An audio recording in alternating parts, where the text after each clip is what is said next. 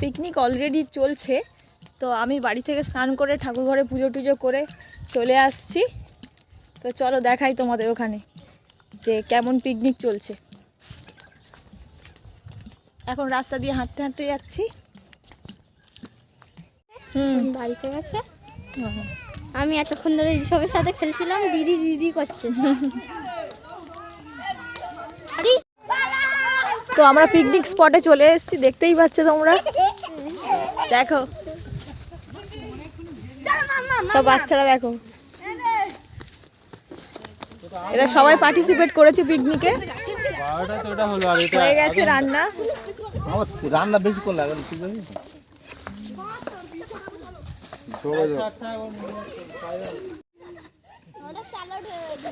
দেখো সবাই বাচ্চারা বসে পড়েছে।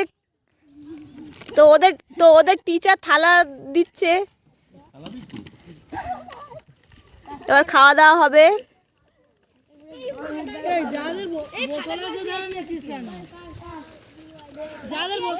তো দেখা যাক মেনুতে কি হয়েছে।